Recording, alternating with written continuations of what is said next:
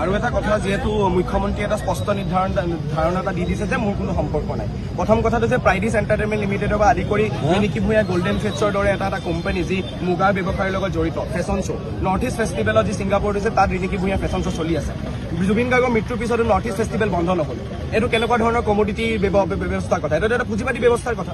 Comrade Zubeen দাই যেতিয়া কৈছিল যে সাধাৰণভাৱে যেতিয়া তেওঁ কৈছিল যে মানুহৰ কথা চিন্তা কৰিব লাগে, যদি মৃত্যুৰ পিছত নৰ্থ ইষ্ট ফেষ্টিভেল তেওঁলোকে চলাই আছে, ৰিনিকি ভূঞা ফেশ্বন শ্ব' তাত চলি থাকিব পাৰে, তেন্তে মই বুকুত ডাঠ কৰি ক'ম, তেন্তে প্ৰাইডিছ এণ্টাৰটেইনমেণ্ট লিমিটেডৰ লগত চামকানু মহন্তৰ যি ট্ৰাষ্ট আছে, কালচাৰেল ট্ৰাষ্ট আছে, তাৰ তদন্ত হওক, সকলো তদন্ত হওক, তেওঁলোকৰ কলা বগা টকাৰ তদন্ত হওক, আচলতে কি তেওঁলোকৰ লগত সম্পৰ্ক আছে সেইসমূহ তদন্ত হওক। স্পষ্টভাৱে আমি কৈছোঁ আমি এটা সাধাৰণ ছাত্ৰ ছাত্ৰী, কিন্তু আজি পৰহি যদি আমি সঁচা কথা কোৱাৰ বাবে কাইলৈ যদি জেললৈ লৈ যায় আমি যাবলৈ সাজু আছোঁ। কিন্তু ৰিনিকি ভূঞাৰ যি গল্ডেন থ্ৰেডছ অফ ইণ্ডিয়া বা এই গল্ডেন থ্ৰেড যি মুগাৰ যি পুঁজিবাদী ব্যৱসায়, সেই ব্যৱসায়ৰ লগত চামকানু মহন্তৰ বহুত এটা দীঘলীয়া সম্পৰ্ক আছে। আৰু তেওঁলোকে যদি ফেশ্বন শ্ব' আজি নৰ্থ ইষ্ট ফেষ্টিভেলত ইমান দিনে কৰি আছে বা প্ৰতিটো ফেষ্টিভেলে ৰিনিকি ভূঞাক আমি দেখিবলৈ পাওঁ, তেনে কি যুক্তিত হিমন্ত বিশ্ব শৰ্মাই ক'ব পাৰে যে তাত তেওঁলোকৰ কোনো সম্পৰ্কতা নাই?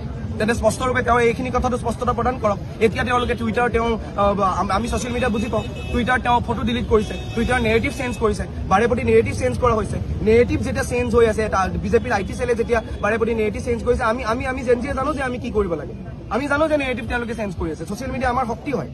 এটা যেতিয়া টুইটাৰ ষ্টৰ্ম আমি আহিছোঁ, তেতিয়া কথাটো হৈছে যে নেৰেটিভ বাৰে প্ৰতি আপোনালোকক চেঞ্জ কৰিছে, আমাক ছাৰ্ভিলেঞ্চ দিছে, আমাক জেললৈ নিব, কিন্তু কথাটো হৈছে আপোনালোকৰ দুখ আছে কাৰণে আমাক বাৰে প্ৰতি ক্ষিপ্ৰতাৰে আপোনালোকে কামখিনি কৰিব বিচাৰিছে। মূল কথাটো হৈছে যে তদন্ত হওক, তদন্ত কেৱল চামকানু মহন্ত বা এই মহন্তৰ দৰে এই সিদ্ধাৰ্থ শৰ্মাৰ দৰে বনিয়াসকলে নহয়, এই চামকানু মহন্তৰ লগত জড়িত সেই তামাম সেই নেক্সাছটোৰ হওক, তামাম সেই চৰকাৰী নেক্সাছটো হওক, যে চৰকাৰী নেক্সাছটোৱে অসমৰ ফিল্ম ইণ্ডাষ্ট্ৰী বা অসমৰ জুবিন গাৰ্গৰ দৰে এটা সত্তাক খুলি খাই এটা দশক দুটা দশকে তেওঁলোকক ধ্বংস কৰি পেলালে।